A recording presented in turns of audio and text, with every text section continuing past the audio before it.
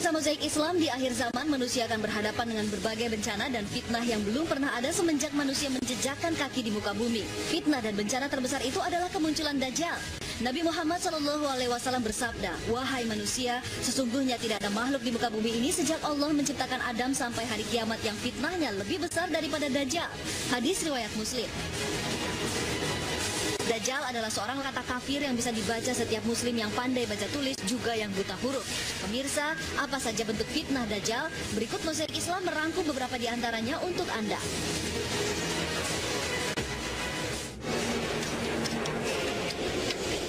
Fitnah Dajjal pertama adalah mampu menghidupkan orang mati. Pemirsa, sebagai Al-Masih palsu, Dajjal punya misi untuk menipu manusia dengan berbagai kemampuan mirip seperti yang pernah ditunjukkan Al-Masih asli, Nabi Isa alaihi salam. Semasa hidupnya, Nabi Isa alaihi salam pernah menghidupkan orang mati. Allah Subhanahu wa taala berfirman, "Dan sebagai rasul kepada Bani Israel yang berkata kepada mereka, sesungguhnya aku telah datang kepadamu dengan membawa sesuatu tanda atau mukjizat dari Tuhanmu, yaitu aku membuat kamu dari tanah berbentuk burung. Kemudian aku meniupnya, maka ia menjadi seekor burung dengan seizin Allah. Dan aku menyembuhkan orang yang buta sejak dari lahirnya, dan orang yang berpenyakit sopak. Dan aku menghidupkan orang mati dengan seizin Allah. Dan aku kabarkan kepadamu apa yang kamu makan dan apa yang kamu simpan di rumahmu. Sesungguhnya pada yang demikian itu adalah suatu tanda kebenaran kerasulanku bagimu, jika kamu sungguh-sungguh beriman." Al-Quran Surat Ali Imran ayat 49. Pemirsa, kisah Dajjal yang meniru mukjizat Nabi Isa alaihi salam dijelaskan Rasulullah SAW dalam sebuah hadisnya saat di akhir zaman Dajjal hendak memasuki kota Madinah, ia tidak mampu. Rasulullah SAW bersabda, "Maka keluarlah kepadanya seorang yang paling baik dan dia berkata, 'Aku bersaksi bahwa kamu adalah Dajjal yang telah diceritakan oleh Rasulullah.' Lalu Dajjal berkata kepada pengikutnya, 'Bagaimana jika aku membunuh orang ini kemudian menghidupkannya? Apakah kalian masih ragu tentang urusanku?' Mereka berkata, 'Tidak.' Dia pun membunuhnya kemudian menghidupkannya. Orang yang baik itu berkata setelah dihidupkan, 'Demi Allah, aku semakin yakin tentang dirimu.' Rasulullah berkata, lalu Dajjal ingin membunuhnya lagi, namun dia tidak sanggup melakukannya. Hadis riwayat Bukhari. Tidak hanya soal menghidupkan orang mati, Dajjal juga punya kemampuan meniru mukjizat Nabi Isa alaihi salam, yakni dapat menyembuhkan berbagai penyakit. Rasulullah SAW bersabda, "Sesungguhnya ia Dajjal dapat menyembuhkan orang buta, orang berkulit belang, menghidupkan orang mati." Hadis riwayat Ahmad.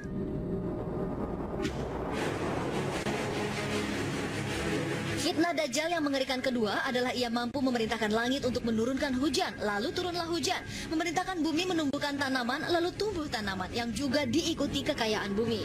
Dari An-Nawas bin Sam'an radhiyallahu anhu, Rasulullah SAW berkata, dia datang kepada satu kaum mendakwahi mereka, mereka pun beriman kepadanya, menerima dakwahnya. Maka Dajjal memerintahkan langit untuk hujan dan bumi untuk menumbuhkan tanaman, maka turunlah hujan dan tumbuhlah tanaman. Hadis riwayat Muslim. Pemirsa, dengan kemampuannya yang luar biasa ini, Dajjal mampu membuat para pengikutnya makmur sejahtera dengan limpahan air dari langit dan tumbuhnya tanaman.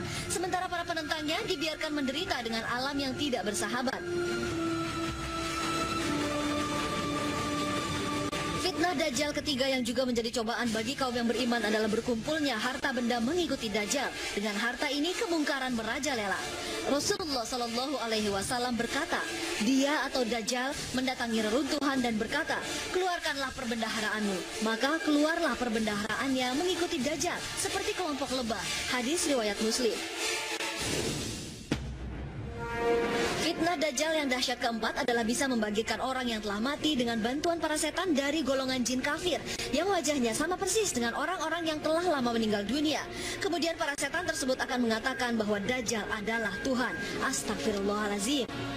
Rasulullah SAW bersabda, di antara fitnah Dajjal adalah ia akan berkata pada orang Arab, bagaimana menurutmu jika aku membangkitkan ayah dan ibumu, lalu engkau bersaksi bahwa aku adalah Robmu, apakah engkau mau? Iya, mau, jawab orang Arab tersebut.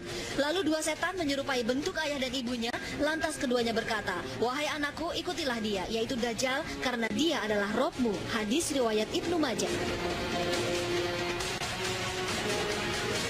Fitnah Dajjal memang sangat menipu, mempesona dan memukau. Rasulullah Shallallahu Alaihi Wasallam mengingatkan manusia beriman untuk tidak memilih yang tampak surga dari Dajjal karena sesungguhnya itu adalah neraka. Begitu pula sebaliknya. Dari Huzaifah radhiyallahu anhu, Rasulullah Shallallahu Alaihi Wasallam bersabda, Dajjal cacat matanya yang kiri, keriting rambutnya, bersamanya surga dan nerakanya. Nerakanya adalah surga dan surganya adalah neraka. Hadis riwayat Muslim. Menurut hadis riwayat Imam Ahmad, sebagai kendaraannya, Dajjal memiliki keledai yang bisa terbang. Lebar kedua telinga keledai itu 40 hasta. Keledai putih ini memiliki kekuatan satu langkahnya sama dengan 1 mil jaraknya. Keledai tersebut memakan api dan menghembus asap, dapat terbang di atas daratan dan menyeberangi lautan. Kecepatannya seperti awan ditiup oleh angin dan bumi berputar terasa lebih cepat ketika ia berada di angkasa. Kendaraan Dajjal yang disabdakan Rasulullah Shallallahu Alaihi Wasallam dalam hadisnya ini seperti penggambaran pesawat terbang yang ada di masa kini. Dajjal menjelajahi bumi dan memasuki setiap negerinya dengan kecepatan luar biasa dan dalam waktu yang singkat. Tidak ada negeri yang bisa terlepas dari fitnah Dajjal. Hanya 2 kota suci yang tidak bisa ia datangi, Mekah dan Madinah. Lantas bagaimana agar kita terhindar dari fitnah Dajjal? Dari Abu Darda, Nabi Shallallahu Alaihi Wasallam bersabda, barang siapa menghafal 10 ayat pertama surat Al-Kahfi, maka dia akan dijaga dari Dajjal. Hadis riwayat Muslim. Rasulullah Shallallahu Alaihi Wasallam juga mengingatkan umatnya untuk berdoa kepada Allah Subhanahu Wa Taala, meminta perlindungan dari Dajjal. Rasulullah Shallallahu Alaihi Wasallam mengajari manusia yang beriman untuk berdoa di penghujung sholat. Wahai Allah, aku berlindung kepadamu dari azab kubur, dan aku berlindung kepadamu dari fitnah Al-Masih Ad-Dajjal, dan aku berlindung kepadamu dari fitnah kehidupan dan fitnah saat kematian, dan aku berlindung kepadamu dari dosa dan hutang. Hadis riwayat Bukhari. Pemirsa, hendaknya kita menjauh tatkala Dajjal sudah muncul membuat kekacauan. Rasulullah Shallallahu Alaihi Wasallam bersabda, barang siapa yang mendengar Dajjal maka menjauhlah darinya. Sesungguhnya seseorang akan mendatanginya dan menyangka bahwa berbagai subat yang dimunculkannya. Hadis riwayat Ahmad dan Abu Daud. Pemirsa, kemunculan Dajjal dan fitnah yang ditimbulkannya tidak bisa dihentikan siapapun di muka bumi, kecuali oleh Sang Al-Masih asli yang akan kembali turun di muka bumi, yakni Nabi Isa alaihi salam. Rasulullah Shallallahu Alaihi Wasallam bersabda, Isa mencari Dajjal hingga menemuinya di pintu Lut lalu membunuhnya. Setelah itu Isa bin Maryam mendatangi suatu kaum yang dijaga oleh Allah dari Dajjal. Ia mengusap wajah-wajah mereka dan menceritakan tingkatan-tingkatan mereka di surga. Hadis riwayat Muslim. Pemirsa Mozaik Islam, fitnah Dajjal disebut fitnah terbesar di muka bumi karena kemampuannya menciptakan berbagai keajaiban dengan bantuan para setan dan iblis. Sesuatu tampak baik padahal sesungguhnya dia buruk. Begitu pula sebaliknya. Karena itu mestinya umat muslim makin menguatkan iman agar tidak tertipu oleh penipu terbesar di muka bumi, Al-Masih Ad-Dajjal.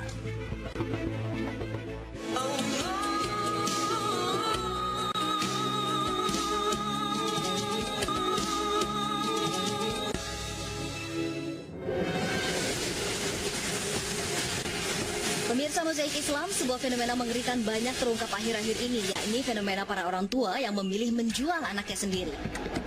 Berdasarkan data dari Komisi Perlindungan Anak, sedikitnya 20% kasus perdagangan manusia terjadi pada anak. Di bulan Juli 2015 saja tercatat 80 kasus perdagangan anak. Astagfirullahalazim.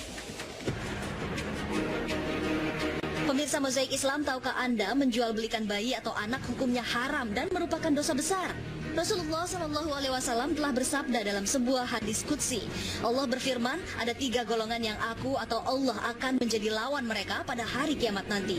Seorang yang bersumpah dengan menyebut namaku lalu berkhianat, seorang yang menjual seorang yang merdeka atau bukan budak lalu memakan hasilnya, dan seorang yang mempekerjakan seorang pekerja, lantas ketika pekerja itu menyelesaikan pekerjaannya, orang itu tidak membayar upahnya. Hadis riwayat Muslim.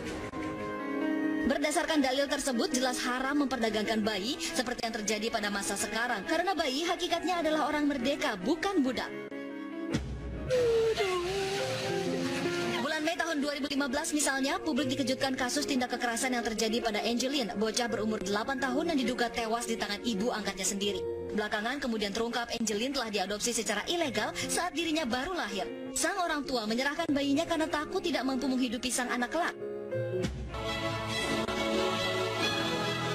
Masih tentang jual beli bayi. Seorang bayi, sebut saja Bubu, berusia 6 bulan diduga dijual oleh ibu kandungnya sendiri. Alasan ekonomi dan ditinggal pergi sang suami menjadikan sang ibu tega memberikan anak keempatnya kepada orang lain. Tidak sampai 30 menit, Bubu pun berpindah tangan. Bahkan tidak ada surat kesepakatan hitam di atas putih, hanya kesepakatan lisan yang tidak punya kekuatan hukum. Tidak hanya bayi Bubu, ada pula ibu kandung lainnya yang tega menjual bayinya sejak berada dalam kandungan. Lagi-lagi semua adopsi ini dilakukan secara ilegal dan transaksional demi kepentingan rupiah semata. Astagfirullahalazim.